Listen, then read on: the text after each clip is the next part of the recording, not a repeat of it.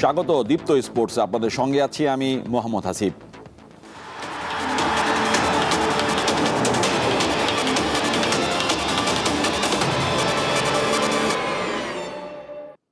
ক্রিকেটের খবর। সিরিজে টিকা থাকার মিশনে কাল দ্বিতীয় টি-20তে আয়ারল্যান্ডের বিপক্ষে মাঠে নামে বাংলাদেশ। চট্টগ্রামে বীরশ্রেষ্ঠ মতিউর রহমান স্টেডিয়ামে খেলা শুরু হবে সন্ধ্যা 6টায়। প্রথম টি-20তে ব্যাটিং ব্যর্থতা 16 কলা পূর্ণ করে আয়ারল্যান্ডের কাছে 39 রানে হারে স্বাগতিকরা। পাশাপাশি বোলাররাও হতাশ করেছে দলকে। 3 পেসার নিয়েও আয়ারল্যান্ডকে আটকাতে পারেনি শরীফুল মুস্তাফিজরা। বিপরীতে চিত্র আয়ারল্যান্ডের। টেস্টে সিরিজ হারের পর ব্যাট বল হাতে রঙিন পোশাকে দারুণ পারফরমেন্স করে 3 ম্যাচের সিরিজে প্রথম টি-20তে জয় পায় অতিথিরা। তাদের লক্ষ্য এখন সিরিজ জয়ের।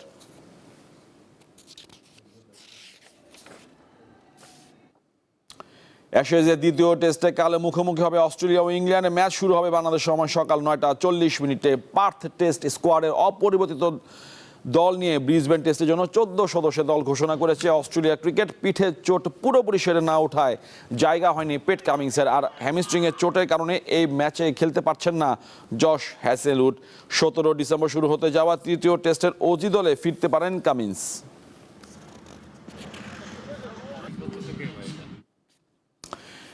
এএফসি অনূর্ধ্ব 17 এশিয়ান কাপ বাছাইয়ে জয়ের ধারা অব্যাহত রাখলো বাংলাদেশ। শুক্রবার শক্তিশালী বাহরাইনকে 2-1 গোলে হারিয়ে টানা 4 ম্যাচে জিতল গোলাম রব্বানী ছোট নেট শিষ্যরা।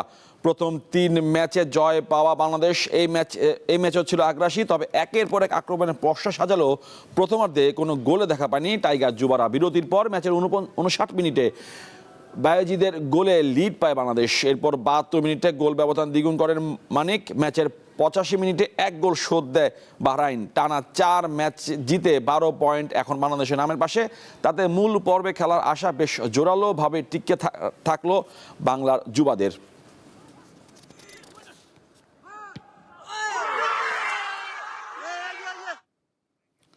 ইউরোপের শ্রেষ্ঠত্বের মঞ্চ চ্যাম্পিয়ন্স লিগের ময়দান যেন একটা নতুন গল্পের জন্ম। কখনো দ্রুততম সময়ে গোল, কখনো বা রেকর্ড ছোঁয়া জয়। আবার দেখা যায় আন্ডারডগদের উত্থান। সেই তালিকায় আছে দ্রুততম হ্যাট্রিকের গল্প। 2022 সালের পর থেকে যার মশাল ধরে রেখেছেন লিভারপুল তারকা মোহাম্মদ সালাহ। আর তারপরে আছেন সদ্যই অলিম্পিয়াকোসের বিপক্ষে দ্রুততম সময়ে হ্যাট্রিক করা রিয়াল মাদ্রিদের কিলিয়ান এমবাপ্পে।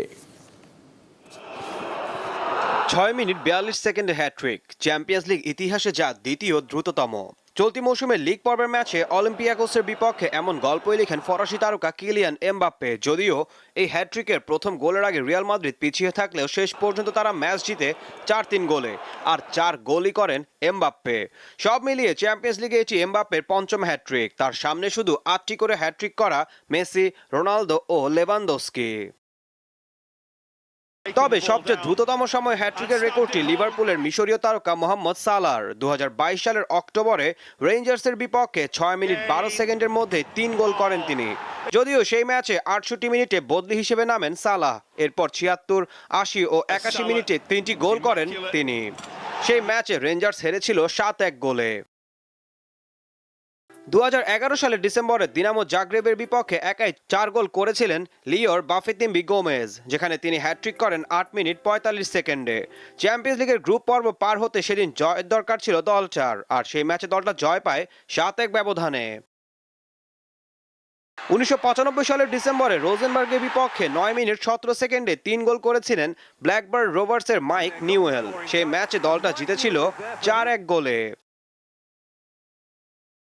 তালিকার 5 নম্বরে আছে বর্তমানে বার্সেলোনায় খেলা রবার্ট লেভানডস্কি। 2022 সালে চ্যাম্পিয়ন্স লিগের শেষ 16 ম্যাচে সালজবুর্গের বিপক্ষে 10 মিনিট 22 সেকেন্ডের মধ্যে হ্যাট্রিক পূরণ করেন বায়ার্ন মিউনিখের সাবেক এই তারকা। সেই ম্যাচে সালজবুর্গকে তারা হারিয়েছিল 7-1 গোলে।